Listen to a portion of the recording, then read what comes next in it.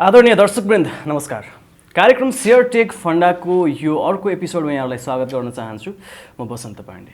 यो कार्यक्रममा हामी विशेष गरी शेयर बजार अहिले कस्तो अवस्थामा छ र आगामी दिनमा शेयर बजारको यात्रा कस्तो हुन सक्छ, विभिन्न फ्याक्टरहरू शेयर बजारलाई प्रभाव पार्न सक्ने किसिमका फ्याक्टरहरू र ती फ्याक्टरहरू अहिले कस्तो अवस्थामा छन्, यी सबै कुराको हामी विश्लेषण गर्ने गर्छौँ। र यो कार्यक्रममा हामीसँग प्रोभिडेन्ट मर्चेन्ट ब्याङ्किङका कार्यकारी प्रमुख डाक्टर विमल तिवारी सर हुनुहुनेछ। आउनुहोस् शेयर टेक फन्डाको यो अर्को एपिसोडलाई सुरुवात गरौँ। विमल सरलाई स्वागत गरेर। सर स्वागत छ हजुर कार्यक्रममा। धन्यवाद। आराम हुन्छ सर? एकदम ठिक छ।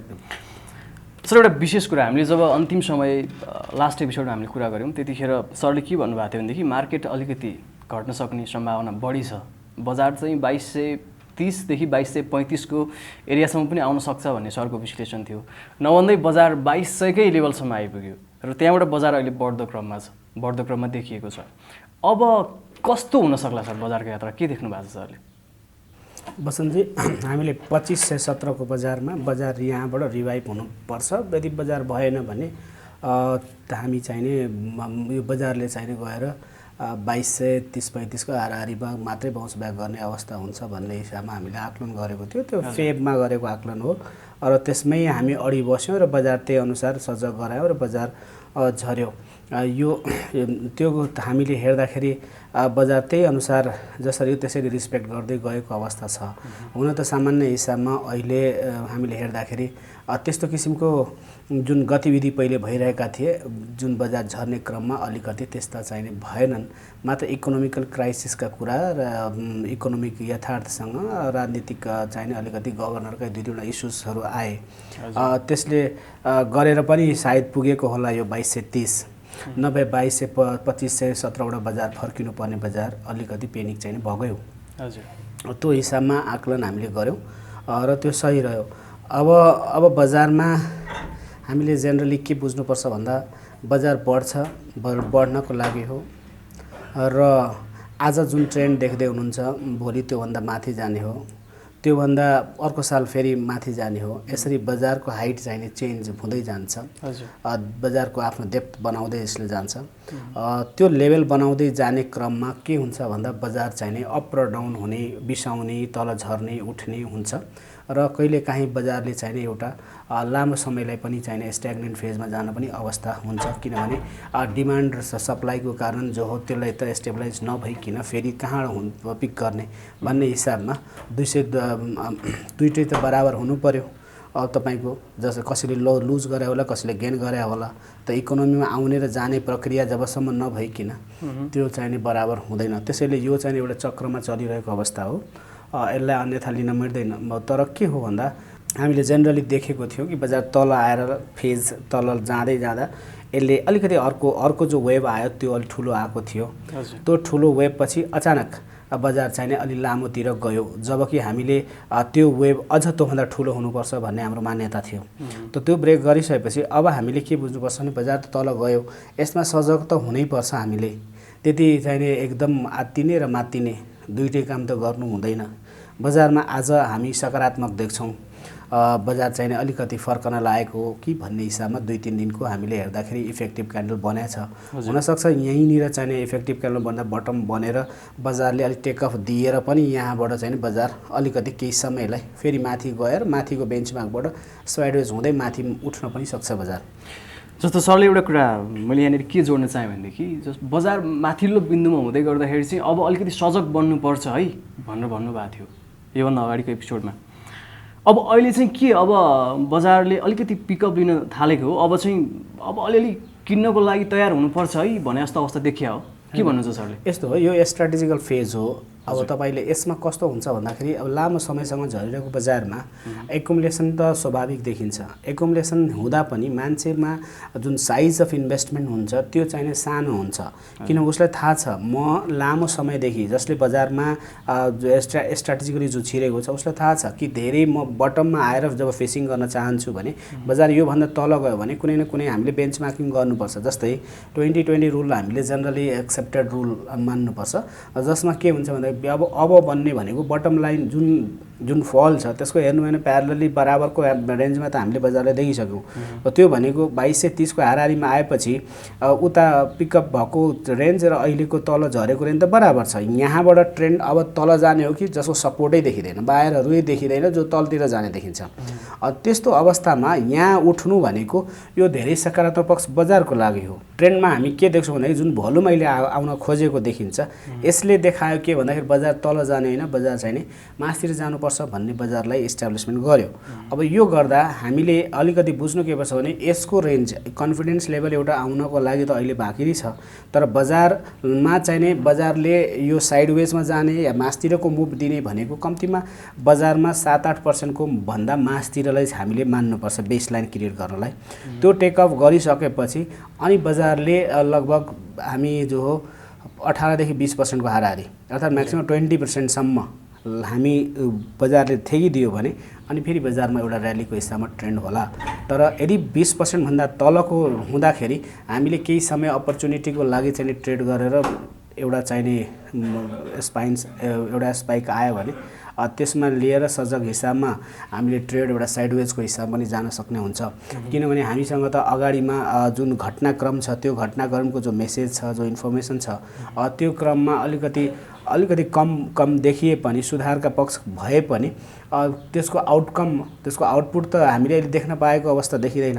त्यही हिसाबमा हाम्रो जो हो बजारले यदि सकारात्मकै ट्रेन्ड देखायो भने पनि त्यसमा चाहिने पोजिटिभ चाहिने असर्टिभ हिसाबमा तपाईँले सहयोग पुर्याउने, टेवा पुर्याउने तत्त्वहरू जुन चाहिन्छ बजारमा त्यसमा नि भर पर्छ बजारको मुभमेन्ट। त त्यसैले त्यो चिज कति सकारात्मक बन्छ भन्नेतिर पनि हामीले सोच्नुपर्छ। त्यसैले हामी सजग हुँदै आफ्नो स्ट्राटेजीले यो चाहिँ लामो समयसँग झरिरहेको ट्रेन्डमा केही चाहिँ एउटा स्पाइक्स क्रिएट गर्दै फेरि यदि अपवार्ड जान्छ भने केही समयमा फेरि ट्रेडिङ एउटा सर्ट टर्म ट्रेडको चाहिँ अपर्च्युनिटी बनाउँदै त्यहाँ प्रफिट बुक गर्दै फेरि चाहिँ बजार लिएर यसरी जाने हो। एउटा अपवार्ड ट्रेन्डमा हुनसक्छ। अर्को के हुनसक्छ भने बेसलाइनमा आएको छ, मेरो WACC कम छ, बढी छ, यसलाई मैले 800 रुपियाँको सेयरलाई 300 रुपियाँमा किन्न पाउँदाखेरि किन न केही क्वान्टिटी बढाउने भन्ने हिसाबमा त्यहाँनिर भएको इन्भेस्टमेन्टबाट केही 20% जतिलाई इन्भेस्ट गर्दाखेरि कस्ट अफ एक्विजिसन त कम भयो। कस्ट अफ एक्विजिसन कम भइसकेपछि बजारमा भोलि तलै गयो भने फेरि बाउन्स ब्याक हुन थाल्यो भने फेरि इन्भेस्टमेन्ट गरिन्छ। त्यसैले जेनरली हामीले के बुझ्नुपर्छ भन्दा बजार झर्दा त फेरि 1-2 जनाले मसँग कमेन्ट्स गर्नुभएको थियो योभन्दा प्रिभियस एपिसोडमा कि झर्दा नकिन्नु, बढ्दा नबेच्नु भन्नुभएको छ सरले भनेर। हजुर, यसको चाहिँ अलिक ऊ छ। तर यो कुरा के बुझ्नु पर्यो भने मेरो आज जुन अभ्यास छ 20 वर्षको बजारसँग, यसमा जेनरली के बुझ्नुपर्छ भन्दा कि सेयर घट्दा त कहिले किन्नु हुँदैन र बढ्दा त घटिरहेको अवस्थामा त्यसलाई चाहिँ घटिरहेको अवस्थामा कहिले किन्नु भएन। घटेर जब बजारले मुभ दिन्छ, फर्कने मुभ दिन्छ र जुन प्रिभियस कम्तीमा 2-3 क्यान्डलले जितेर कन्फिडेन्स बनाउन थाल्छ, त्यसपछि केही पोर्सन अफ इन्भेस्टमेन्ट हामीले गर्नु छ। अर्थात् जितसँग हामीले भने चढ्दो बाँदरको पुच्छर समादा माथि जान्छ, मैले प्रिभियस भनेको थिएँ। तर झर्दाखेरि त बाँदर झर्दाखेरि त जान्छ, फेरि बिसाउँछ, अलिक केही वातावरणको इन्भर्ट हुन्छ, त्यसपछि बजारमा फेरि चढ्ने कुरा हो। त्यसैले झरिरहेको चिजमा हामी चाहिने अब फर्किहाल्छ, म कमाइहाल्छु भन्ने हिसाबमा कहिले छिर्नु भएन। बजार स्टेबलाइज हुन्छ भन्ने मान्ने राख्नु पर्यो। एउटा पर्सेन्टाइल फिक्स गर्नु पर्यो, यति % मुभ हुँदा म छिर्छु भनेर त्यसरी चाहिने बजारमा फर्किँदाखेरि जित्नु पर्यो। माने जित्नेसँगको साथी बनायो भने मासतिर जाने हो, हार्नेसँगको हरुवाको साथी हामी लयमा हिँड्ने हो भने बजार हामी तलै जाने हो, तपाईँको खल्ती खाली नै हुने हो। अब सर अहिले हेर्दाखेरि चाहिँ के छ, अब ठ्याक्क त्यो माथि अब कुन एउटा स्पेसिफिक पोइन्ट सरले भनिदिनु पर्यो सबैजना लगानीकर्ता साथीहरूलाई सजिलो हुने गरेर, बजार चाहिँ यो पोइन्ट अथवा यो एरियाभन्दा माथितिर लागेपछि अब तपाईँहरूले किन्दा हुन्छ है भन्ने खालको विशेष एरिया के देख्नु भएको छ सरले? अब तपाईँलाई यहाँ भिडियोमा हामीले हेरौँ 165 वटा क्यान्डल। हजुर, हामी जब 3200 देखि तल जान्छौँ नि, 160 देखि 165 को बिचमा तल झरेको अहिलेसम्म वास्तविक भन्ने हो भने। हजुर, ओभरअलमा यसको 20% भनेको हामीले 32 वटा क्यान्डल हुन्छ। हजुर, लगभग 30-32 वटा क्यान्डल पार गरिसकेपछि हामी के देख्छौँ भन्दाखेरि त्यहाँबाट बजारले मासतिर जाने एउटा गति चाहिँ तय गर्ला कि भन्ने जनरली हामीले बुझाइ हो। अब योभन्दा तल पछिल्लो फल तपाईँले देख्नुभयो भने 35 वटा बार अर्थात् 35 वटा क्यान्डल त हामी तल आएको छौँ। 35 वटा क्यान्डल आएको छौँ र जुन रिकभर हरेक पटक हामीले रिकभर देख्छौँ नि, त्यो रिकभरलाई पनि विचार गर्दाखेरि के देख्छौँ भन्दाखेरि रिकभर चाहिने हुन्छ। रिकभर हुने जुन हामीले क्यापेसिटी हेर्छौँ त्यो हेर्दाखेरि हामी के देख्छौँ भन्दा 25 वटा बार 25-30 वटा चाहिने 25 वटा 24-25 वटा बार चाहिने अपवर्ड जान्छ र त्यसपछि डाउन हुँदाखेरि चाहिँ यो 33 वटा गरी 34 वटा गरी तल जाने देखिन्छ। अर्थात् के देखिन्छ भने फलिङ रेट जो हायर देखिएको छ नि हरेक करेक्सनमा। त अब यहाँनिर फेरि हामीले फिबोनाची रिट्रेसमेन्ट लगाएर हेर्दा पनि के देख्छौँ भन्दाखेरि 50 डेज हरेक 50 डेजमा बजार चाहिने 50 मा चाहिँ बजार उठेको पनि अवस्था देखिन्छ। फिबोनाची 50 मा चाहिने 50 पोइन्टमा बजार उठी रिकभर भएको रिस्पोन्स गरेर रिस्पेक्ट गरेको देखिन्छ। अब यो सबैलाई मान्दा हामीले अहिले जुन बजारलाई हेर्दाखेरि जुन फलिङ रेटमा जुन स्पिडमा थियो नि त्यो स्पिडलाई टुटी गएको छ। टुटेको अवस्था अर्थात् लगातार निरन्तर 3 दिनमा बजार कति भयो भन्दाखेरि 3% 4% को हाराहारी बजारले चाहिने बाउन्स ब्याक दिएको छ। जबसम्म हामीले 7-8% नभइकन बजारमा एउटा चाहिने वातावरण इन्भेस्टमेन्ट गर्ने मिल्दैन भनेर हामीले बुझ्नुपर्छ। तर जुन आज पहिलो सङ्केत अहिले 2-3 दिनदेखि हामी देखिरहेका छौँ यो बजारको लागि चाहिने एउटा शुभ सन्देश हो, यो चाहिने राम्रै कुरा हो। तर यहाँबाट टेक अफ भएर फर्दर इन्भेस्टमेन्टहरू हुने आधारहरू तय भएको भए बजार यहाँबाट पनि केही समयसम्मलाई बजार केही नभए नि 2600-2700 सम्म हामी बजार रिकभरी चाहिँ इजी देख्न सक्छौँ। त्यो भएको छ। त्यसैले अब हामीले जुन अहिले बजारको जो माथिको क्याप हामी हेर्छौँ त्यो क्याप हेर्दाखेरि के देखिन्छ भन्दाखेरि प्रिभियस हाम्रो लगभग 14 डिसेम्बरको अनुसार जुन छ त्यसलाई चाहिँ क्रस गरे। त्यो जुन ट्रेन्ड थियो तल आएर रिकभर भएको त्यो बिन्दुलाई क्रस गरेर बजार माथि गएको क्यान्डल जितिसकेको अवस्था छ। त्यो एउटा पोजिटिभ सन्देश छ।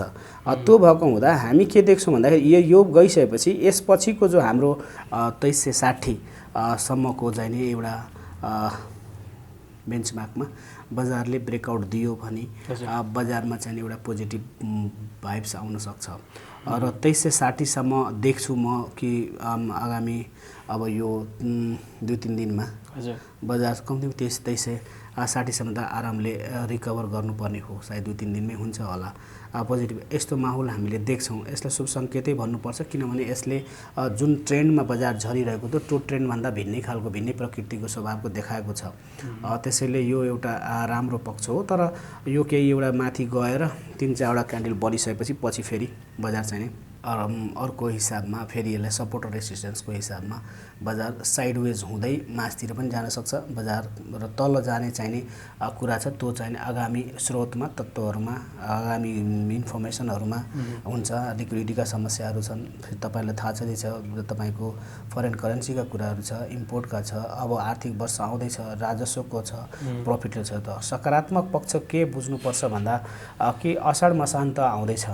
जेनरली असाढ मसान्त हो भनेको क्लोजिङ हो। यो बुकमा चाहिने एफेक्ट हुन्छ। बुकमा देखिन्छ यसको प्राइस गत वर्ष यस्तो थियो, अहिले यसपटक यस्तो हो भनेर जो एउटा रिपुटेसनल चाहिने एउटा इमेजको रूपमा चाहिने सेयर बजारको प्राइस पनि इन्डिकेट हुन्छ।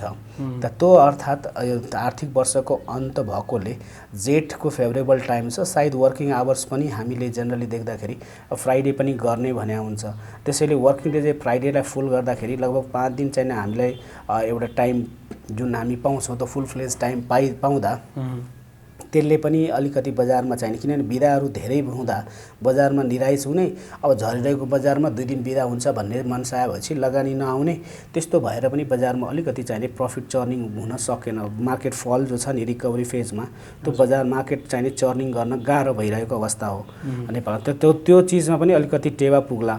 हुन त बिदाको बारेमा मेरो छुट्टै धारणा होला, तर यहाँ जुन हामीलाई अलिकति जेठदेखिको केही परिवर्तन देख्नको लागि जो शुक्रबारको हामी वर्किङ डे पनि काम गर्ने भन्ने एउटा धारणा छ।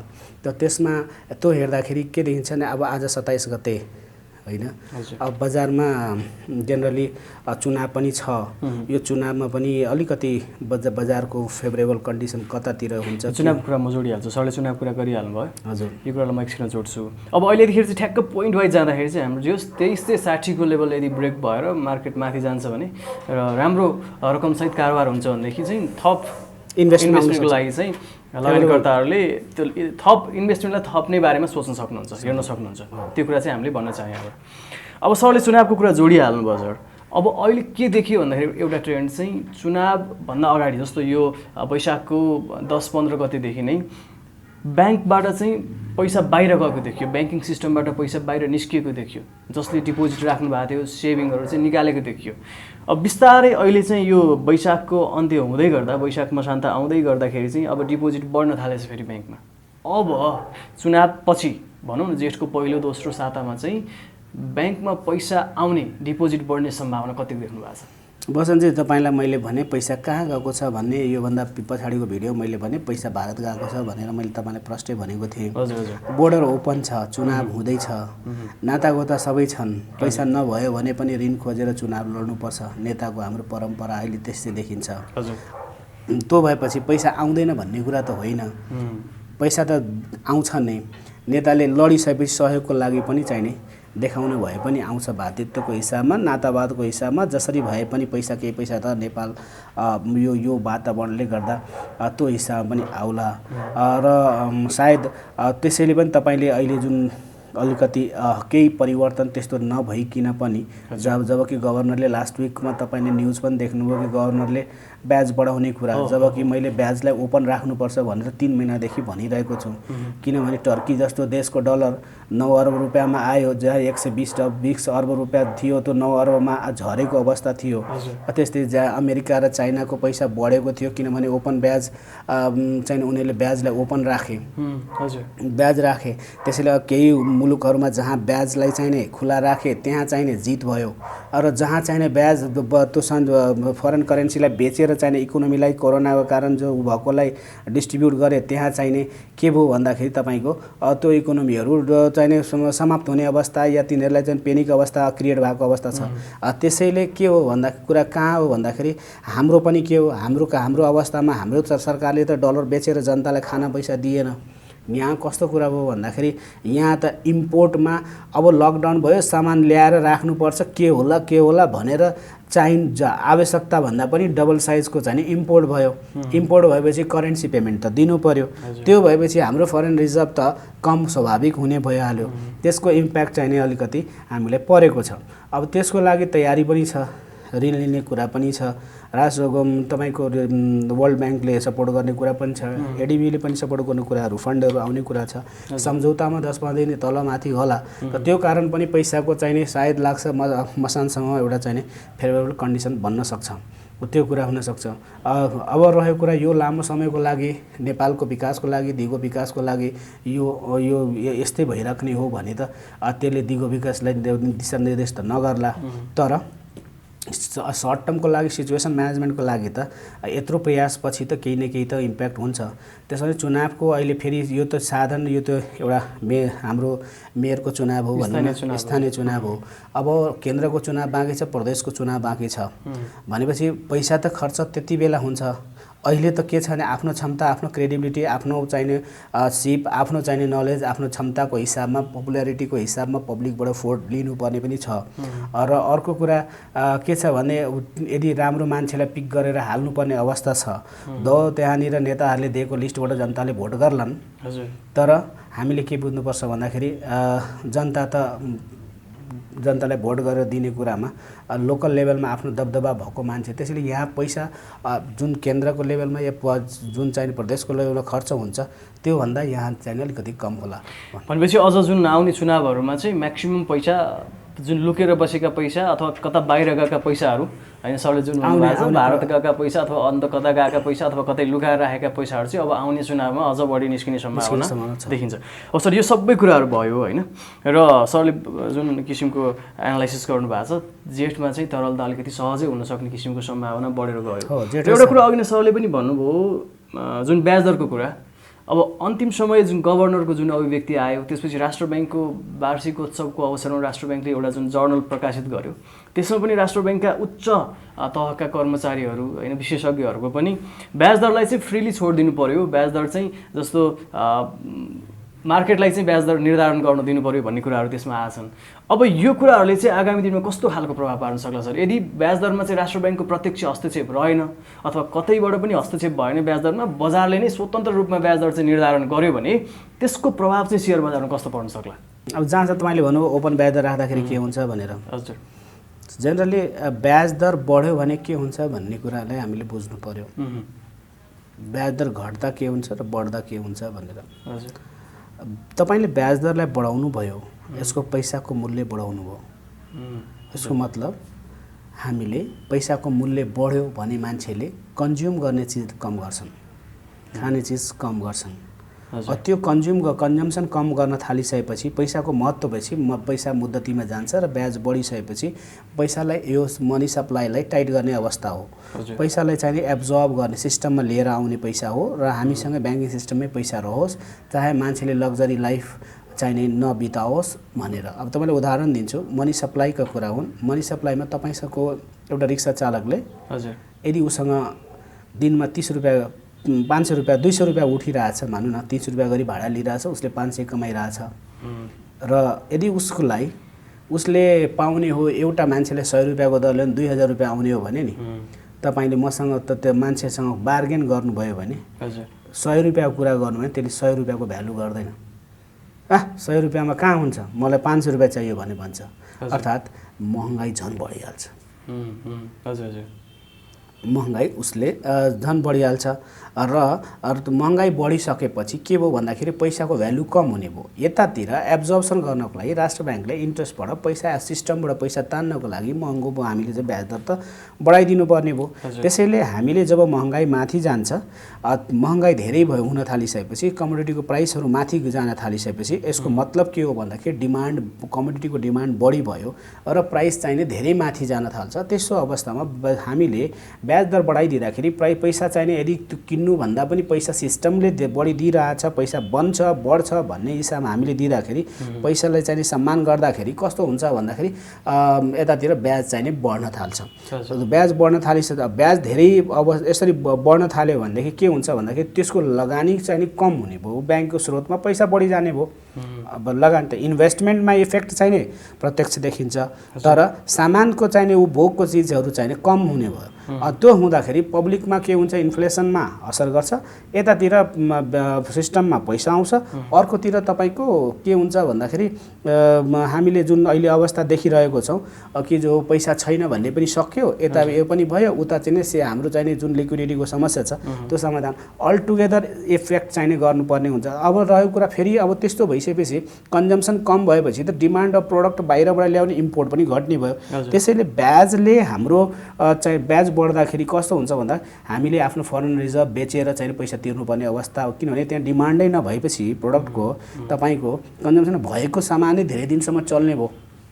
त्यो भएको हुँदा ओपन गर्दाखेरि हामी चाहिने हदसम्म बाँच्छौँ भन्ने हिसाबमा ब्याजलाई छोड्नुपर्छ। किन ब्याज टाइट गर्छ, ब्याजलाई खुला गर्ने हो, कम गरिदिने हो भने त मान्छेले पैसाको इज्जत नगरेर त्यो छर्ने भए, घर बनाउने भए, इँटा किन्ने भयो, काँटी किन्ने भयो, डिजाइन गर्ने भयो, राम्रो गर्ने, लग्जरी लाइफमा जाने भयो, पैसा त फस्ने भयो। तर रिपेमेन्ट क्यापेसिटी पैसाको जो तपाईँले जो हो अर्निङ क्यापेसिटी त हुँदै त्यो आउँदैन पैसा, किनभने तपाईँले सामान किनिसके सक्यो, कन्ज्युम भएर गइसक्यो, इन्भेस्टमेन्ट हो, त्यहाँबाट त आउटपुट छैन। नभएपछि के हुन्छ भन्दाखेरि सिस्टमले त्यो पैसाको लागि त अब फेरि हामी एक्सपोर्ट, हामी ओरिएन्टेड कम्पनी होइन, हामी देश होइन, हाम्रो इम्पोर्ट बेस्ड हाम्रो संस्था हो, आयातमा आधारित अर्थतन्त्र हो। त आयातमा आधारित भने अरूको सामान ल्याउने अनि यहाँनिर तपाईँले छड किनेर लिएर आउने, घर बनाएर बस्ने, अनि यसरी गर्दाखेरि त लगानी भयो। आवश्यकताभन्दा बढीका घरहरू जति आवश्यक भए त त्यति त्यो प्रचलनमा छैन। देखाउनको लागि पनि हामीले एउटा घर त बनाउनु पर्ने अवस्थाहरू छ, त्यो पनि आफ्नो बजेटको हिसाबमा होइन। समाजको जस्तो प्रक्रिया छ, जसले जस्तो घर बनायो त्यही लयको अनुसारको त्यही डिजाइनको प्याटर्नमा हामी घर बनाउँछौँ। त त्यो भएको हुँदा हाम्रो इन्भेस्टमेन्ट चाहिने त्यस्ता चिजहरूमा लग्जरी लाइफमा चाहिँ अलिकति बढी जाने, कार किन्नुपर्ने अवस्था, त्यसैले हामीले आवश्यकता निड बेस्ड चाहिने हाम्रो खर्च गर्ने प्याटर्न छैन। हामी केमा आधारित गर्छौँ भन्दाखेरि समाजले सिकाएको परिपाटी अनुसारको लिभिङ स्ट्यान्डर्ड बढाउन चाहन्छौँ। त्यसैले यो ब्याजले जहिले पनि असर गर्छ र राष्ट्र ब्याङ्कलाई पनि गाह्रो हुन्छ। समय अनुकूल चाहिने बढ्ने घट्ने क्रम डिमान्ड र सप्लाईको चाहिँ हुनुपर्ने हो। त्यो हाम्रोमा चाहिँ कहिलेकाहीँ यसको चाहिँ तपाईँको कहिलेकाहीँ भन्नुहोस् न यो इरेसनल छ, कहिलेकाहीँ हत्त बढ्दिने घट्ने घटना हुँदाखेरि यस्तो अवस्था हो। तर लिक्विडिटीको जहाँसम्म समस्या छ नेपालमा 2008 को क्राइसिस भए पनि 11 को भए पनि 16 को भए पनि अहिले भए पनि नेपालमा लिक्विडिटी चाहिँ फ्रिक्वेन्ट भइरहेको अवस्था देखिन्छ। त्यसैले मैले लास्ट मुद्दामा उठाएको थिएँ, नेपालमा जब एभ्री तपाईँको इन्डिकेटर्सले बिहेभ चाहिँ पोजिटिभ गर्ने सबै चिज गर्ने, राष्ट्र ब्याङ्कले चाहिँ त्योभन्दा कडा सिचुएसन म्यानेज गर्न सक्ने क्षमता चाहिँ बन्न देखाउँछ भनेपछि हाम्रो आफ्नो इकोनोमीलाई ब्यालेन्स गर्ने क्षमता त देखिन्छ, तर पैसा हराउँछ भनिसकेपछि कहीँ न कहीँ हाम्रो पाल छ भन्ने कुरामा मैले तपाईँलाई अस्ति भने कि होइन, हाम्रो ओपर बोर्डरको कुरा इस्युज उठाएकै थिएँ मैले, त्यहाँनिर व्यवस्थापन किन गर्न सकिन्छ भन्ने हिसाबमा। त्यसैले त्यो चाहिने मुद्दा चाहिने अहिले पनि छ र नेपालसँग च्यालेन्ज छ त्यो कुरा। त्यो सायद राष्ट्र ब्याङ्कले पनि राम्रै गरी यसलाई बुझेको छ। तर अब सरकारको कोअर्डिनेसन सक्षम नेतृत्व आयो भनेदेखि यो कुरामा चाहिने जब यो सेन्सर यो ओपन ब्याज दरले जुन हामीले सबै कुरा गऱ्यौँ यसले चाहिँ इकोनोमीमा त राम्रै प्रभाव पार्ने भयो होइन, किनभनेदेखि इम्पोर्ट जब आयात कम हुन्छ हाम्रो त्यो भइसकेपछि फरेन एक्सचेन्जको जुन रिजर्भको कुरा छ त्योदेखि लिएर मूल्यको कुरा होइन, इन्फ्लेसनको कुरा सबै कुरामा त्यसले पोजिटिभ नै इम्प्याक्ट पार्ने भयो। तर यसको इम्प्याक्ट चाहिँ प्रत्यक्ष रूपमा सेयर बजारमा चाहिँ कस्तो पर्छ? अब म तपाईँलाई भन्छु इन्ट्रेस्ट रेटले प्रत्यक्ष इकोनोमीको लागि पोजिटिभ इम्प्याक्ट भन्ने कुरा जो भन्नुभयो नि तपाईँले, त्यस्तो कुरा होइन। ब्याज दर कम भयो भनेदेखि ब्याज सस्तोमा ब्याज भयो भने इन्भेस्टमेन्टको लागि तपाईँ हामीले कुन पर्सपेक्टिभबाट हेर्दैछौँ भने बुझ्नुपर्छ। विकास हो भनेदेखि विकास यदि भइरहेको छ भने मान्छेले सस्तोमा ब्याज दर चाहियो। हजुर, विकास गर्नु छ भने उसले धेरै महँगोमा ब्याज लिएर उसले इन्डस्ट्री खोल्न सक्दैन होला, फ्याक्ट्री चलाउन सक्दैन होला। त्यसैले ब्याज कम भयो भने हाम्रो इन्भेस्टमेन्ट बढ्छ भन्ने छ। त्यसैले त राष्ट्रमा अस्ति पनि तपाईँले देख्नुभयो कि आफूलाई केही देखाउनको लागि अर्थमन्त्रीलाई यो ट्याक्टिकल कुराहरूमा कहीँ अब जानकारी नभएर पनि हुनसक्छ ब्याज दरलाई लगभग 6 महिनादेखि थुनेर एउटा बेन्चमार्कमा अन्डर 7% को बेन्चमार्कमा जो हिस्ट्रीमा कहिले पनि नगर्न सक्ने अवस्थामा थुनेर राखेर जबकि राष्ट्र ब्याङ्क होइन यसो गर्न सकिँदैन, हामीले इन्ट्रेस्ट रेट कोरिडोर बनाएर राखेको छ। हाम्रो छिमेकीको हामीले करेन्सी पेक गरेका छौँ, छिमेकीको इन्ट्रेस्ट रेटलाई म्याप गरेर त्यही अनुसारको हामीले चाल चल्छौँ। त्यस्तो अवस्थामा इन्ट्रेस्ट रेटलाई अचानक विकासले बुम हुन्छ भन्ने हिसाबमा तपाईँले इन्ट्रेस्ट रेट लो राखिदिनु भयो भने अनि के हुन्छ भन्दा मान्छेले धेरै इन्भेस्टमेन्ट गर्न थालेपछि त्यसलाई चलाउनको लागि अझै पैसाको आवश्यकता पर्छ जो हाम्रो इकोनोमीले सस्टेन गर्न सक्दैन। त्यसैले क्राइसिस सुनिश्चित हुन्छ। त त्यो भएको अवस्था भएर अब अहिले यो सिचुएसन म्यानेजमेन्टको लागि मात्रै ब्याज दरलाई ओपन गर्नुपर्ने अवस्था हो।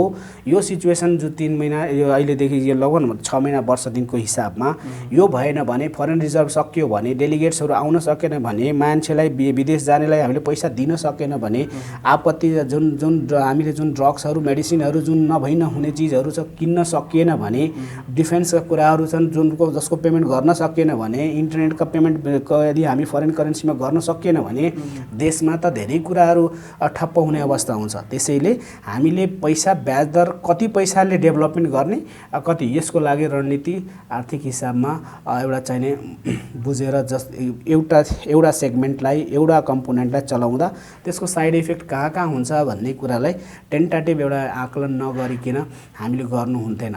तपाईँले जुन ब्याज दरको अहिले भएको घटना हो नि त्यसले पनि कोरोना त कोरोना त्यसमाथि हामी म्यानुअली जुन हामीले ब्याज दरलाई चाहिँ केही समय निस्तेज गरेर राख्यौँ त्यसको इम्प्याक्ट अहिले इकोनोमीमा परेको हो।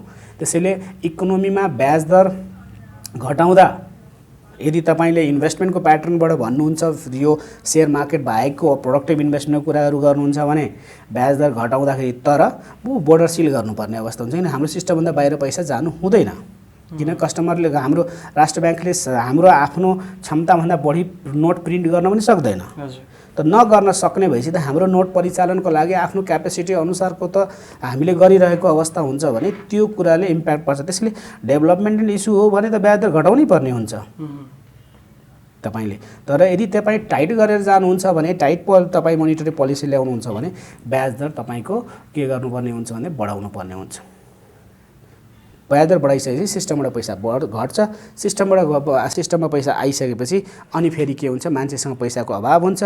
अभाव भइसकेपछि उसले कन्ज्युमर चिजहरू कम गर्न थाल्छ, बचत हुन्छ, उत्पादन गर्न थाल्छन्। फेरि उसँग पैसाको एउटा सामान्य स्थिति बन्छ।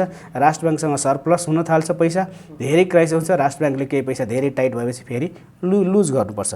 अर्थात् नेपालमा संसारमा प्र्याक्टिस भएको डाइनामिक मोनिटरी पोलिसी हामीले चाहिने अभ्यास गर्न जरुरी छ। सिचुएसन अनुसारको त्यो कुरा नभएको र बिचमा चाहिने पावर चाहिने इन्फ्लुएन्समा यस्तो भएको घटनाले गर्दा हामीले पेनिक बन्नु परेको हो।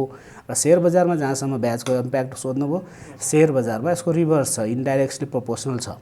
उता ब्याज बढ्यो, यता सेयर बजार घट्छ भन्ने कुरा जेनरली थम्रुल हो, किनभने पैसा सिस्टमबाट जान्छ। त्यो कुरा पनि यहाँ नेपालमा कस्तो भइदियो भन्दाखेरि ब्याज दर बढाऊ, जति बेला अहिले ब्याज दर बढ्छ मानौँ न, ब्याज दर बढायो, अस्ति त ब्याज दर बढायो, सेयर त सिस्टमको पैसा खोइ त त्यहाँ बढ्नु पर्ने नि त, बेचेको पैसा सेयर मार्केट त झऱ्यो नि त। सेयर मार्केट झऱ्यो, यदि ब्याजको इम्प्याक्ट हुन्थ्यो भने सिस्टममा पैसा हुने थियो, त्यो पैसा पनि छैन। भनेकोले समस्या हामीलाई यो दुइटै चाहिँ मिलेको छैन। इभन इन्टरनेसनल गोल्ड मार्केटको जुन बुलियन मार्केट हुन्छ त्योसँग पनि डिलिङ गर्दाखेरि नेपालको इकोनोमीले त्योसँग पनि रेसनल चाहिने म्याच गर्दैन। त्यसैले अवस्थाहरू त्यस्तो छ। त्यसैले यसलाई हामीले कसो बुझ्नुपर्छ भन्दा सिचुएसन वाइज, सर्कमस्टान्सेस वाइज चाहिने, भेक्टर वाइज, हाम्रो जो इन्स्ट्रुमेन्ट वाइज, हरेक चिजको र हरेक कन्ट्री वाइज, रिजन वाइज, क्षेत्र वाइज हरेक चिजको इम्प्याक्ट त्यो अनुसारको हुन्छ। त्यही अनुसारको हामीले चाहिने बुझेर अनि हामीले काम गर्नुपर्ने अवस्था हुन्छ। अब अघि नै हामीले छलफल गरे अनुसार सरले के भन्नुभयो भनेदेखि अलिकति बजार चाहिँ थोरै फर्किने अवस्थामा देखियो होइन। अब यो अवस्थामा हेर्दाखेरि चाहिँ छैन सर, के देखिन्छ अब कुन सेक्टर होइन, कुन कम्पनीहरू, विशेष गरी कुन सेक्टर र कुन कम्पनीहरू चाहिँ अब अलिकति माथि जान सक्ला, कतातिर चाहिँ लगानीकर्ताहरू चाहिँ अलिकति इन्ट्रेस्टेड भएको देख्नु भएको छ, के छ सर त्यो विषयमा अलिकति विश्लेषण गरौँ। बसन्तजी, हामी प्रष्ट बुझ्नु पर्यो, बजार बेरिस ट्रेन्डमा गइसकेको बजारमा यो बजारले जुन अहिलेको ट्रेन्ड देखाएको छ त्यो बजारको लागि सकारात्मक छ। तर अब यहाँ अपर्चुनिस्टहरू पनि हुन्छन् जसले चाहिने पर्खेर एकदम नकारात्मक भइरहेको लागि यो मौका हो भन्ने हिसाबमा अत्तालिएर चाँडो फ्याँक्ने पनि काम गरेको हुन्छन्। त्यसैले यसलाई यो ट्रेन्डले रिभाइभ नगरुन्जेल हामीले इन्भेस्टमेन्ट नगर्ने, बजार फर्कन्छ या घट्छ भनेको बजारको आफ्नै स्वभाव हो। जुन सिम्पटम अहिले देखाएको छ, जुन प्रकृतिको नेचर देखाएको छ, त्यो भनेको विगतका ट्रेन्डहरूभन्दा भिन्न प्रकृतिको भयो। त्यसैले हामी यहाँनिर सकारात्मक हुन जरुरी हुन्छ र हरेक रिभर्सलमा हामीले जब एउटा क्यान्डल, दुईटा क्यान्डल, तेस्रो क्यान्डल भइसकेपछि, सेकेन्ड क्यान्डलभन्दा माथि गइसकेपछि पार्सियल इन्भेस्टमेन्ट गर्न चाहिने आवश्यक हुन्छ। पार्सियल इन्भेस्टमेन्ट गर्नुपर्छ र पार्सियल इन्भेस्टमेन्ट गरेपछि के हुन्छ भने तपाईँ त एकुमुलेसन त गर्नै पर्ने हुन्छ। यदि बजार खसुन्जेल तपाईँले हेरेर बस्नुभयो, अब बढ्दा पनि तपाईँले साथ दिनु त हरेक तपाईँको जो रिकभरी फेजमा तपाईँको पार्सियल इन्भेस्टमेन्ट अनिवार्य। यसले दुईवटा बेनिफिट हुन्छ। एउटा तपाईँको WSCC को प्राइस घटाइदिन्छ, अर्को तपाईँलाई के बेनिफिट हुन्छ भने लयमा यदि बजारले रफ्तार लगायो भने प्रफिटेबिलिटी हाई हुन्छ, किनभने तपाईँ त ट्रेलिङ स्टप लसमा जानुहुन्छ र आफ्नो स्टप लसमा पैसा बुक गरेर आज लगानी गरेको पैसा भोलि 5 दिनपछि बढिदिन्छ र तपाईँ निस्कन सफल हुनुहुन्छ भने त यो पैसाले तपाईँले दुईवटा बेनिफिट भएको, एउटा WSCC पनि घटाइदियो, लागत पनि कम घटाइदियो, अर्को यसले त केही मूल्यको तपाईँलाई कमाइ पनि दियो, अर्थात् कस्ट त तपाईँलाई मेन्टेन गर्न सजिलो भयो। त त्यस्तो हुन्छ। र दोस्रो कुरा, यदि बजार यहाँबाट मान्नुहोस् मैले हालिदिएँ, बजारमा प्रफिट बुक गर्नेले गरिदिए, बजारलाई झारिदिए, त त्यस्तो ट्रेन्ड देखिएको छैन। अहिले कस्तो देखियो भने सानो एक्विजिसन भएर सानो क्यान्डलको रूपमा बढ्न थालेर अहिले थर्ड क्यान्डल चाहिँ ठुलो बनेको छ, जसले चाहिँ हिजोको क्यान्डलले अस्ति जो फलिङ रेट थियो त्योभन्दा अचानक माथिको ट्रेन्ड आएको छ। जसले जुन रिस्पेक्ट यसले गर्यो त्यो चाहिने धेरै नै राम्रो भयो। त त्यसैले हामीले के बुझ्नुपर्छ, इफ यहाँभन्दा तल लिएर गयो भने पनि हामी स्टप लसमा एक्जिट गरिदिने, केही फरक पर्दैन।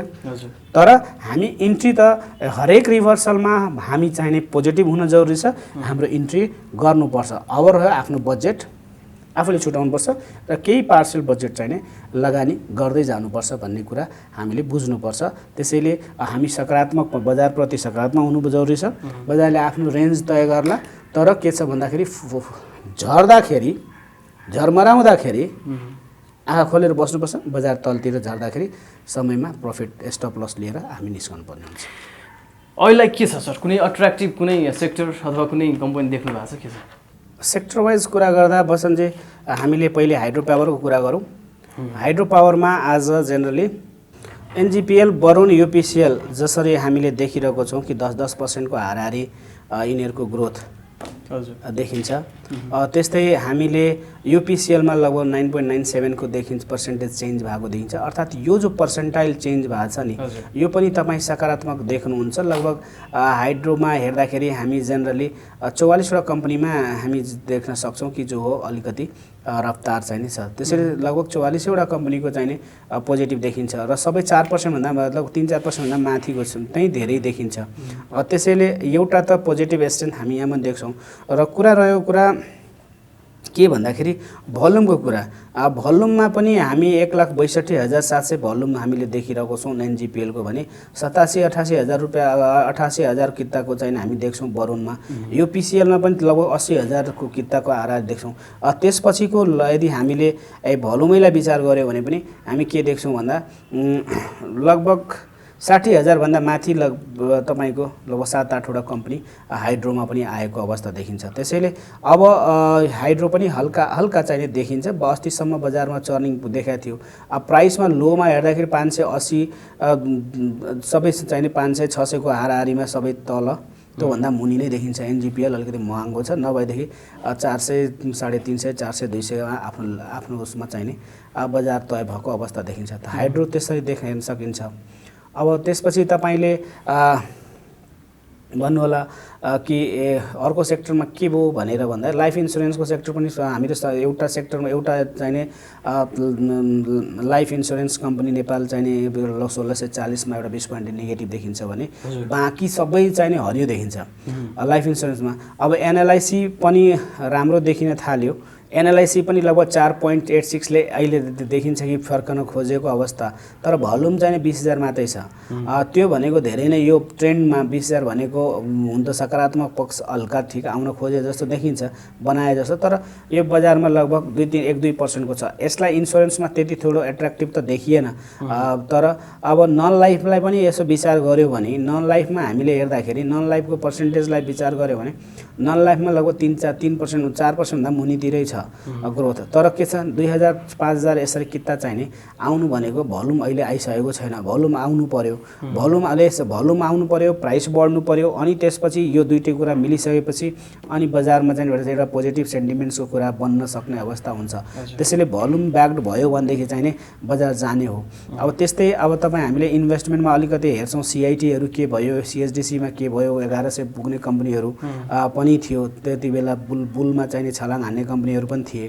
त्यसमा के भयो भनेर हेर्दाखेरि अब सिआइटीमा यसो विचार गर्दाखेरि लगभग सिआइटीमा एउटा प्रेसर क्रिएट भएको छ।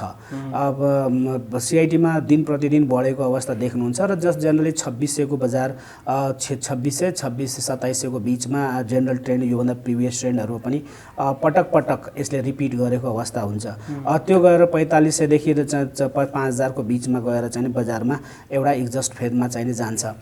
त्यो ट्रेन्ड भएकोले भोल्युम क्रिएट भएर तपाईँले बाउन्स ब्याक देख्नुहुन्छ। 2686-90 को हाराहारी बजार चाहिँ फर्केर आएको देखिन्छ। 2720 पनि गएको अवस्था देखियो त्यहाँ हिजोको अवस्था।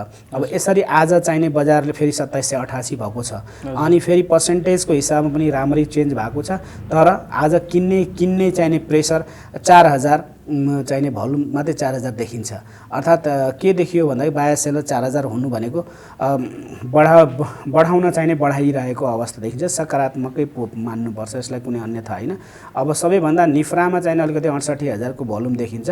एचआइडिसिएल 194,000 यसरी भोल्युम पनि चाहिने आउन खोजेको कमै तर तल्लो बिन्दुमा रहेको अवस्था देखिन्छ। त्यसैगरी हामीले डेभलपमेन्ट ब्याङ्क्सलाई विचार गर्ने हो भने सबैभन्दा फसेका धेरै ठुल्ठुलाहरू पनि फसेका एनएबिबिसीमा तपाईँलाई थाहा छँदैछ धेरै चाहिने मानिसले किन्ने र फसेको अवस्था पनि थियो। हुनसक्छ एनएबिबिसीलाई माथि देख्छु, मितेरी डेभलपमेन्टलाई पनि हामी लगभग 3-4% को हाराहारी देखिन्छ। गरिमा विकास ब्याङ्क त्यस्तै तपाईँको लगभग 4% छ भने आज यो ग्रिन डेभलपमेन्ट ब्याङ्क्स तपाईँले देख्नुभयो होला लास्ट बुलमा जुन कम्पनीहरू छ त्यो कम्पनीकै लयमा अलिकति के छ भन्दाखेरि डेभलपमेन्ट ब्याङ्क्समा त्यही 4-5 वटा कम्पनी कामना सेवा विकास ब्याङ्क तपाईँले देख्नुभयो भने यहाँनिर 3% को हाराहारी अर्थात् बजारमा के देखिन्छ भन्दाखेरि होइन बजार बनाउनुपर्छ भन्ने हिसाबको वातावरण यसले पनि देखाउँछ। तर भोल्युमले सपोर्ट नभएको हुँदा अहिले हामीले चाहिने अलिकति बिस्तारै एउटा स्ट्राटेजी बनाएर चाहिँ इन्भेस्ट गर्ने वातावरण त बन्छ, किनभने सेयर बजारमा यो धेरै लामो फल हो। त्यसैले पार्सियल यदि माथितिर जान्छ भने तपाईँ राम्रो हुन्छ, तलतिर गयो भने तपाईँको लागि केही फरक पर्दैन, किनभने अलरेडी तपाईँले डुबाइसक्नु भएको छ। अब तपाईँलाई ल अब रिभर्स हरेक रिभर्सलमा तपाईँले इन्भेस्ट गर्छु भनेर केही पैसा जुटाउनुहोस्। अब पैसा चाहिँ बजारमा बन्छ भन्ने कुरा, किन कम्पनी उठेर भाग्ने होइन, डुबेर जाने होइन। अब किनभने समयमा निस्कनु भएको भए बुद्धिमानी हुन्थ्यो, अहिले एक्वायर गर्न मिल्थ्यो। त्यति बेला सुतेर बसिसकेपछि अब चाहिने अब डराउने भन्ने कुरा हुँदैन, डर हटाउनुपर्छ। त्यसरी हामी जाउँ। त्यो कुरा म्यानुफ्याक्चरिङको कम्पनीको बिएनटी तपाईँ अब हिजो अस्ति तपाईँले चिर फार्मा पनि बनाउनु भएको थियो भिडियो, रक्सीको कुरा गर्नुभएको थियो होइन, रक्सीको कुरा गर्नुभएको थियो। एचडिएलको हेर्दाखेरि 53 पोइन्टले बढेको देखिहालिन्छ होइन, हिमालय डिस्टिलरी। अब त्यसैले अब त्यो लगभग यो अहिले बढेको छ 29 रुपियाँ। अब रक्सी 3 दिनलाई बन्द हुन सक्छ भनेपछि त्यसले चाहिँ के इम्प्याक्ट पार्ला र झन् डिमान्ड बढ्ला, झन् मान्छेले जे चिज बन्द भन्छ त्यही विरोध हुन्छ, त्यही चिज हो हुनेवाला चुनावमा होइन।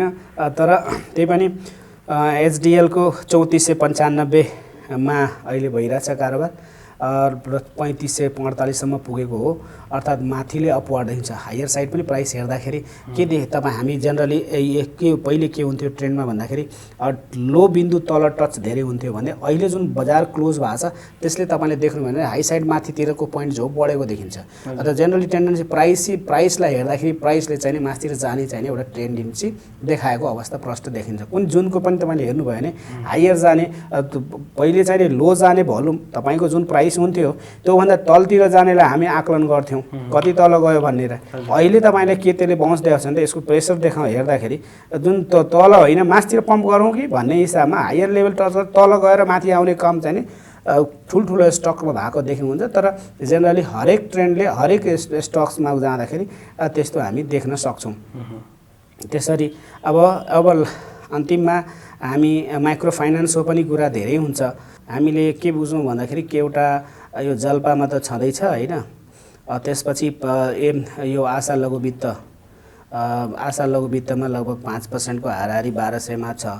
अब यहाँ हामीले अलिकति स्ट्राटेजिकली बुझ्नु जरुरी छ। पहिले त जुन लघुवित्तको कुरा छ, लघुवित्तमा हामीले अहिले लगानी गर्ने या केही समयपछि गर्ने भन्ने आफ्नो पोर्टफोलियो छ भने तपाईले केही समय मिलाएर निस्कने या बस्ने भन्ने हिसाबमा रणनीति हुन पनि सक्छ ठुला लगानीकर्ताहरूको। किनभने अलिकति पेनिक नै भइसकेको छ, लघुवित्तहरूले आफ्नो अरूको सेयर किन्न पनि पाउने अवस्था छैन, लगानी गर्न सक्ने छैन, इन्स्टिट्युसनल कस्टमर आउनेवाला पनि छैनन् अहिले। त्यो भएको हुँदा बजार लघुवित्तहरू पेनिक भएको अवस्था छ। त्यो पेनिक अवस्थामा हुँदै यत्रो दिनमा कम हुन सक्छ, निकाल्नेले निकालिसके, 14 अर्ब एकपटक निक्लेको छ, 9 अर्ब यसरी बेचेका पनि छन्। त्यो हुँदै गर्दा यो बिचमा आएर अब यस्तो लामो फलिङ ट्रेन्डलाई पनि यसले सपोर्ट गरेछ। यो त एक सकारात्मक पक्ष मान्न सकिन्छ। तर के यसले 2200ले 2400 बनाउला या 1700ले 1800ले 3600 बनाउला भन्ने सोच हो, या 200ले 400 बनाउला भन्ने हिसाबले आकलन गरेर हाई भ्यालु स्टक्समा अलि हामीले प्लान चाहिँ वर्कआउट राम्रै गर्नुपर्ने हामीले इन्भेस्टरलाई सुझाव चाहिँ दिनुपर्ने हुन्छ। किनभने यहाँ जुन जसको 900 छ त्यसको 1700 होला, या 200 रुपियाँको स्टक्स, यो 220 रुपियाँको स्टक्स 400 350 होला, कुन फिजिबल हुन सक्छ, कुनको रोजाइ बढी होला भन्ने कुरातिर पनि जाउँ। कस्टमरको बेस त्यहाँ हुनसक्छ। त्यो मेरो एउटा सल्लाह पनि मैले तपाईँलाई दिएँ। अब यसरी हेर्दै जाँदा कमर्सियल ब्याङ्कमा ब्याङ्किङ सेक्टर हामीले जहिले पनि चासो हेर्छौँ, जसले पनि अहिले ब्याङ्किङ सेक्टरमा बुलाएको छैन ब्याङ्क भन्ने कुरा हो। वास्तवमा त्यही कुरा हो। र अलिकति क्यापिटल साइज चाहिने बढी भएकोले बजारमा चाहिने अहिले भोलाटिलिटी आउन गाह्रो भइरहेको अवस्था हो। तर समग्रमा हेर्दाखेरि बजार पनि ठिकै सामान्य हिसाबमा जुन हिसाबमा बजार बढिरहेको थियो त्यो बढ्ने क्रम जसरी ब्याङ्कको रेन्ज थियो त्यसरी गएको भए लगभग हामीलाई अहिले 3-4 वर्षको रेन्ज चाहिने लाग्ने थियो बजारमा बुल देख्नको लागि, जो बुल हामीले 2 वर्षभित्रमा चाहिने देखिहाल्यौँ। त्यसैले यहाँनिर के छ भने ब्याङ्कमा वास्तविकमा त्यो हिसाबको जुन हिसाबमा अरू सेगमेन्टले देखायो या सिन्डिकेसन तपाईँको सिन्डिकेट गरेर भए पनि कर्नरिङ गरेर गरेर भए पनि जसरी जुन उछाल आउन थाल्यो ब्याङ्कमा कसरी ल्याउन सकेन त्यो हुँदा यसमा कम्पिटिसन नभएपछि इन्भेस्टमेन्ट पनि थप्ने कुरा भएन अनि त्यो नहुँदा बजारमा के भने जुन पुरानो आइडियल इन्भेस्टमेन्ट थियो त्यही इन्भेस्टमेन्ट बस्दै गएर हल्का फल्काले चाहिँ नि प्राइस त्यो सेन्टिमेन्ट्सले हल्लाले रुमरले भएको मात्रै हो त्यसैले यसरी ब्याङ्कको छ होटलमा सकारात्मक म देख्छु एसएचएल पनि राम्रै हुन 1% को हाराहारी बढ्नु भनेको 217-18 मा हालेर 250-60 मा मान्छेले फ्याक्न सक्ने अवस्था भनेको होटलमा बन्न सक्छ किनभने होटलै अहिले यस्तो अवस्था छ के भने हल्का फल्का बल्ल कोरोना पछि केही चाहिँ बिजनेस रिभाइभ गरेर मान्छे चाहिँ ट्राभलिङहरू गर्न अवस्था छ भनेपछि हल्का सुरु भएको अवस्था देखिन्छ त्यसैले होटलहरू पनि यसो ब्यालेन्स सिट हेर्दा पनि जो लसहरू बुक गरिरहेको अवस्थामा लस कम गरेर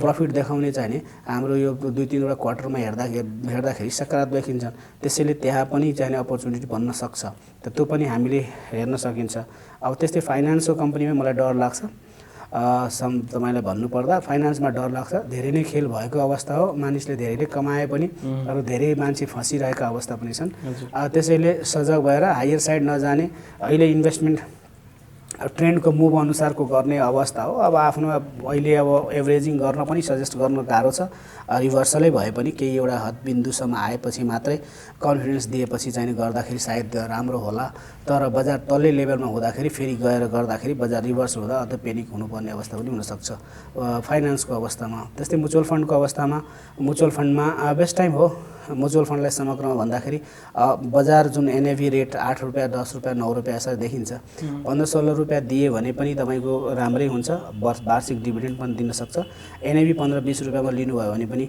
पुँजी एक ऋण हुन्छ अझ 4-5 वटा म्युचुअल फन्ड ओपन इन्डेड छन् त्यसमा चाहिने तपाईँले यदि सानो लगानीकर्ता हो भने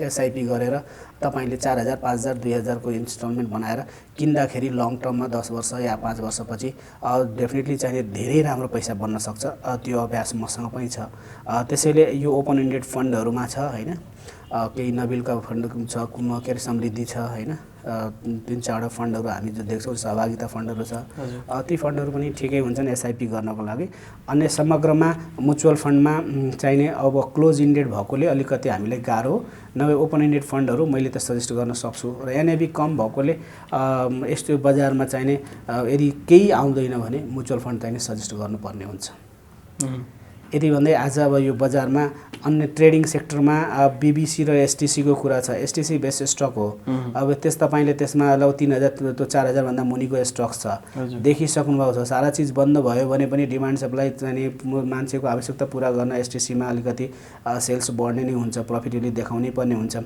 अरु हाम्रो भन्दा पनि त्यहाँ चाहिँ अलिकति नाफाको अवस्था देखिन्छ त्यसैले यो स्टक हामीले क्रिम स्टकमा मान्नुपर्ने हुन्छ र प्राइस धेरै अन्डर भ्यालु भएकोले आफ्नो प्लान गरेर इन्भेस्ट गर्न सकिन्छ 20-20-20 बढ्दा 20 घट्दा पनि 20 लगाउनु पनि लागत पनि 20 र आफूले रिस्क फाल्ने पनि लक्ष्य 20 भन्ने हिसाबमा 20-20-20 अहिलेको रणनीति बेस्ट होला भन्ने मलाई लाग्छ त्यस्तै तपाईको आरबीसीएल को ठीक छ अन्य शेयरहरुमा नभएकोले चाहिँ अन्य शेयरहरु चाहिँ अलि त्यस्तो नभएकोले जम्मा 60 वटा स्टक्स जो आज नेगेटिभ देखिन्छ 8-10 वटा स्टक्स त्यो भन्दा बाहिर छैन केही त डिभेन्चर्सहरु छ बसन्जी अब जनरली हामीले यसरी विचार गर्दा अब तपाईलाई मैले केही भने अब यदि तपाई हामी इन्भेस्टमेन्ट गर्न चाहँदाखेरि कुन कम्पनीको रोजाइ हुन्छ भन्ने प्रश्न मलाई के हो सर भन्ने कुरा फोन पनि आइरा हुन्थ्यो साथीहरुले भोल्युम अलर्ट्स हेर्न सक्नुहुन्छ र भोल्युम अलर्ट्स हेरिसकेपछि पर्सेन्टाइलमा जुन बढी छ त्यो तपाईले त्यसको मूल्यलाई हेर्नुपर्ने भो अब मान्नु 2% ले बजार बढ रिभर्स हुन रिकभरी देखाइसक्यो छ 2% रिकभरी छ 290 रुपैयाँलाई हामीले फेयर इनफ भ्यालु दिन्छ यदि समय 300 भन्दा तलमा 290 280 को हिसाबमा एनएमबी बैंक पाइन्छ भने त्यो बजार घटेर पनि तपाईले त्यस्तो पेनिक अवस्था हुनुपर्ने अवस्था हुँदैन किनभने 300 400 350 400 हुने स्वाभाविक हामी देख्छौं त्यसैले यहाँनिर हामी देख्छौं कि एनएमबी मा 2% को बढी देखिरहेछौं त्यस्तै हामीले हेर्दाखेरि अब अरुमा 1.2 1.3 1.2 छ एनबीएल को 2.16 छ अब यसरी पर्सेन्टेज बढिरहेछ त्यस्तै हामी आउँ के भन्दा हाम्रो 377मा कृषि विकास ब्याङ्कको सेयर छ, जो त हामीलाई थाहा छ 400-450 रुपियाँमा जहिले पनि आरामले जान सक्छ। 3-4% को ग्रोथ भनेको धेरै राम्रो ग्रोथ छ र एनुअल चाहिने तपाईँको यसको रिटर्न पनि राम्रो 20% को हाराहारी छ भन्ने कुरा हामीलाई थाहा भइसकेपछि हामीले त्यसमा चाहिने सकारात्मक बन्नुपर्ने हो। दर्शकवृन्द, आजको हाम्रो यो छलफलको निष्कर्ष यसलाई समराइज गर्छु म थोरै 1-2 लाइनमा। पहिलो कुरा सरले के भन्नुभयो भन्दाखेरि अहिले जुन पैसा बिस्तारै यो वैशाखको मसान्त नजिक हुँदै गर्दाखेरि ब्याङ्किङ सिस्टममा पैसा बढ्दैछ। अब यो चुनावपछि जेठको पहिलो दोस्रो हप्तातिर चाहिँ ब्याङ्किङ सिस्टममा ब्याङ्किङ प्रणालीमा पैसाको फ्लो बढ्न सक्ने, त्यसले चाहिँ तरलतालाई अलिकति सहज बनाउन सक्ने किसिमको विश्लेषण सरले गर्नुभएको छ। अर्को कुरा भनेको के रह्यो भन्दाखेरि बजार 2800-2900 को लेभलतिर हुँदै गर्दाखेरि उहाँले चाहिँ अब सजग हुने बेला भयो है भनेर सजग गराउनु भएको थियो र अहिले बजार घटेर 2200 को लेभलमा आइसक्दाखेरि 2200-2300 को बिन्दुमा आइसक्दाखेरि अब चाहिँ अलिकति हिम्मत गर्ने बेला भएको हो कि बजारलाई हेरेर बजारको सबै समग्र अलिकति एनालाइसिस गरेर अलिकति हिम्मत गर्ने बेला भएको हो कि किन्ने बेला पो भएको हो कि त्योतर्फ पनि ध्यान दिन उहाँले चाहिँ सल्लाह दिनुभएको छ। कार्यक्रम यहाँलाई कस्तो लाग्यो कृपया कमेन्टमा लेख्नुहोला। र अर्को एउटा विशेष जानकारी मैले के दिन चाहेँ भनेदेखि तपाईँसँग सेयर बजारमा दिनको लागि पर्याप्त समय छैन, पर्याप्त नलेज छैन सेयरको, तर बजारमा लगानी गर्न चाहनुहुन्छ भनेदेखि प्रोभिडेन्ट मर्चेन्ट ब्याङ्किङ चाहिँ एउटा एकदमै राम्रो एउटा उत्तम विकल्प हुनसक्छ। प्रोभिडेन्ट मर्चेन्ट ब्याङ्किङले तपाईँको पोर्टफोलियो व्यवस्थापन गर्ने काम गर्छ। त्यसको लागि तपाईँले चाहिँ डिस्क्रिप्सनमा विमल तिवारी सरको र प्रोभिडेन्ट मर्चेन्ट ब्याङ्किङको नम्बर हामीले राखिदिएका छौँ, सम्पर्क गर्न सक्नुहुन्छ भन्दै आजको यो एपिसोडबाट म बसन्त पाण्डे बिदा चाहन्छु। नमस्कार। धन्यवाद। नमस्कार।